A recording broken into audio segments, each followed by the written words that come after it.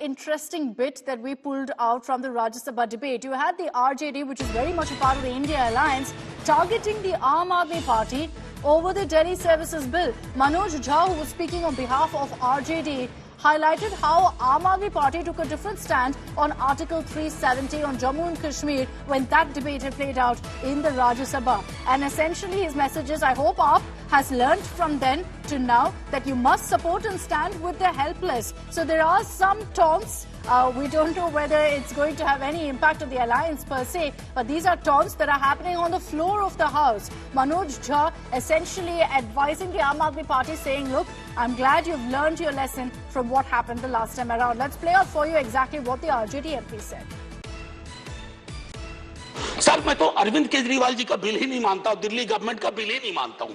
मैं तो ये मानता हूं कि सर, अगर ये प्रयोग सफल हुआ, अगर सांप ने रास्ता देख लिया, तो कल को उन पर भी गाज गिरेगी जो आज न्यूट्रलिटी और इक्विडिस्टेंट के नाम पर न जाने क्या क्या सोच रहे हैं। सर, हम तब भी आपके साथ होंगे, ये तो गारंटी है सर, हमारे पास कोई विकल्प ही नहीं है।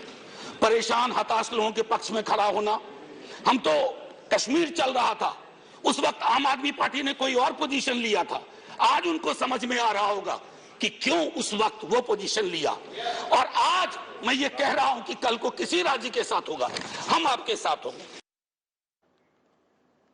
So that was the comment made by Manoj Jha. But even as, in fact, he gave that particular advice to the Aam Aadmi Party, there's no doubt which way the RJD will vote. They've made it very clear that they will back the AAP at this point. But as I mentioned those numbers earlier, it's not looking good for the Aam Aadmi Party. It looks like the NDA has the numbers on their side, and that's largely because of parties like the BJD and the YSRCP who've taken a stand favouring the BJP on this particular bill.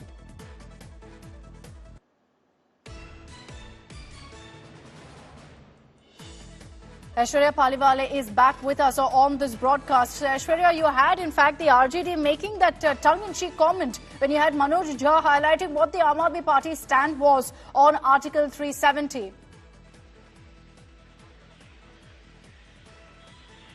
Well, Article 370, Akshita, has been a bone, has been a topic on which a lot of leaders have been speaking about the fact that when we needed you, you were not there. One of the first people to speak about it was Farooq Abdullah. Then we also saw how Umar Abdullah also spoke about the fact that when we needed you on 370, that was the time when most of the parties were missing. So obviously, this alliance that has happened of almost 25 opposition parties, all of them, there is a tug of war that is taking place between some of the parties. But yes, for Delhi, for Congress, for the Aam Aadmi Party, especially for Nitish Kumar, because he's, wanting to be the one person who's bringing all the opposition parties together. This is a very, very crucial bill. Also, it is important for the Bharatiya Janata Party because they have been time and again wanting to make sure that the power in the national capital stays with the centre.